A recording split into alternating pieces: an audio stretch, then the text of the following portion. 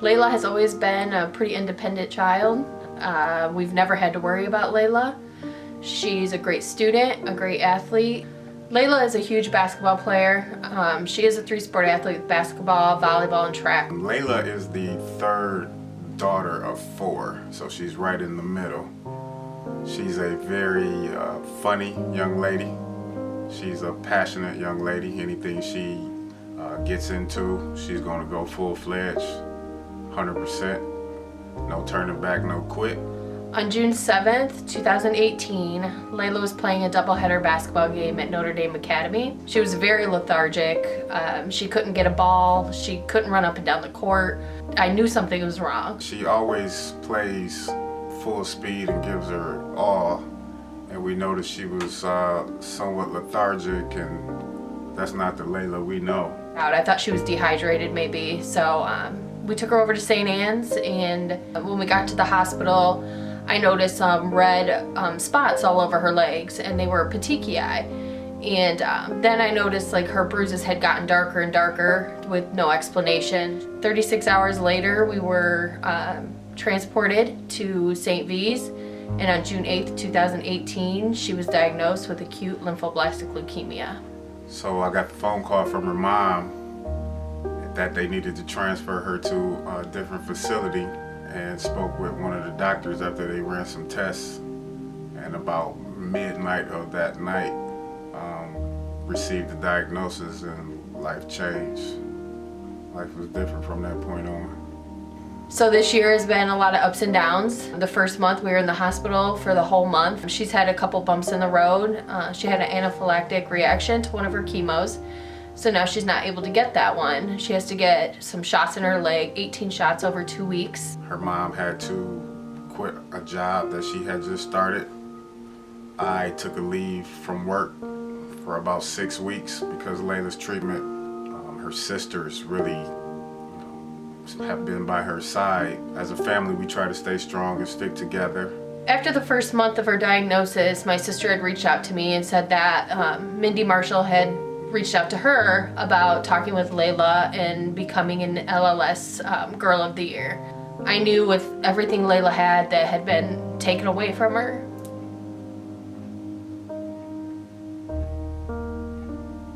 We are approaching the 1 year, I don't want to say anniversary, of her diagnosis. We've been pulling through it as a family with support from others.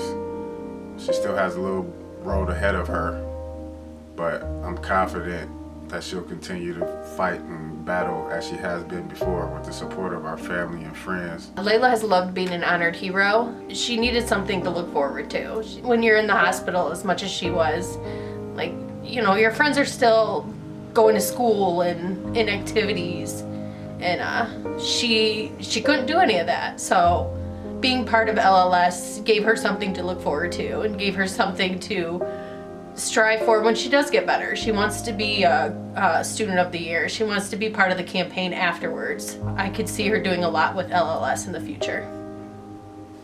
Thank you, LLS, for all the support. Thank you, LLS, and everybody that's been supportive.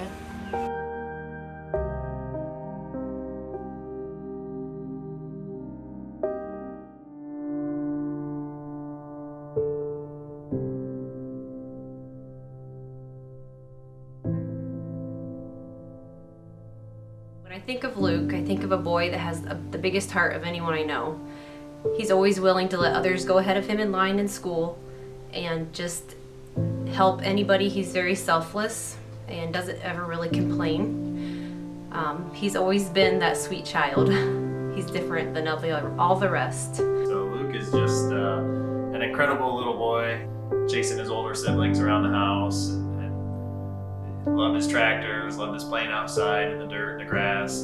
And then just a few days before he turned 3, he was diagnosed with leukemia. In February of 2016, Luke had a fever, and it seemed like it would be in the evenings, and then by the morning it would be gone. Luke had a fever for quite a few days. Took him to the doctor, and they thought maybe it was just something he could get over with antibiotics. And day 9 of the 10-course antibiotic treatments, he spiked 104 fever. So we went to the, actually, we didn't go to the ER right at that minute. He was hungry by this point, and it was like, okay, what am I supposed to do now? I guess I'll take him home and feed him. So I took him home and fed him, and the fever was gone. He's acting like himself again. So I was like, now what do I do? My mother-in-law brought him to our family physician then at this point, and she ordered the labs and the x-ray to make sure, to see if the pneumonia was gone. The pneumonia was gone, and the labs came back abnormal. And we found out that he had really low platelets. As soon as we got off the elevator, someone from the pediatric hematology oncology unit met us there. It seemed like everybody kind of knew what was going on from the beginning. The nurses were getting him hooked up for a blood transfusion that evening. We just thought at this point that he had low platelet, and we didn't really know why. But by the time we got to the hospital, all the doctors and nurses there knew that he had cancer. So they're like, oh, I don't think they know yet. I heard one of the nurses say, and the doctor comes in the room, says, we think that your son may have leukemia, but we're running some more tests on his blood. You know, I think it was kind of a way to just kind of ease us into it. And, you know, within a half an hour, they came back in and said, yes, your son has leukemia. And at that point, you know, your life kind of just stops. It's like, what just happened?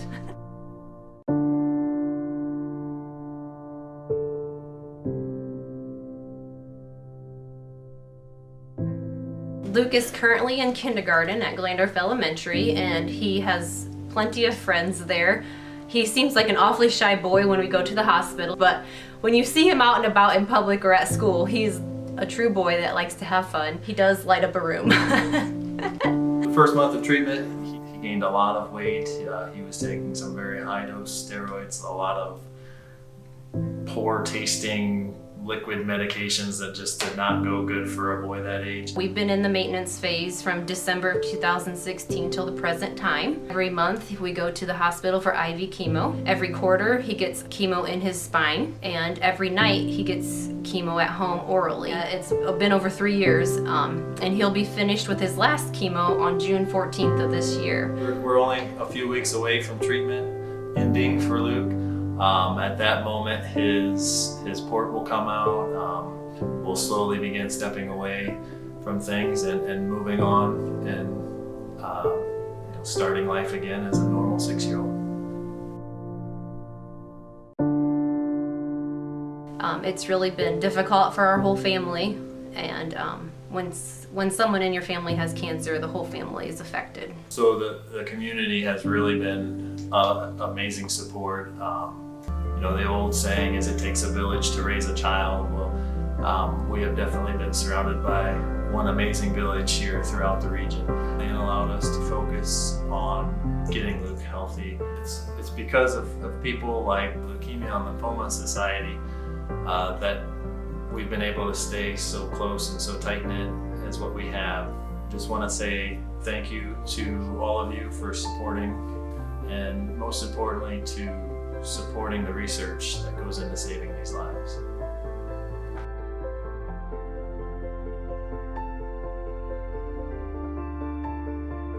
I just want to say thank you to all of the generous donations that all of you have made to help support LLS.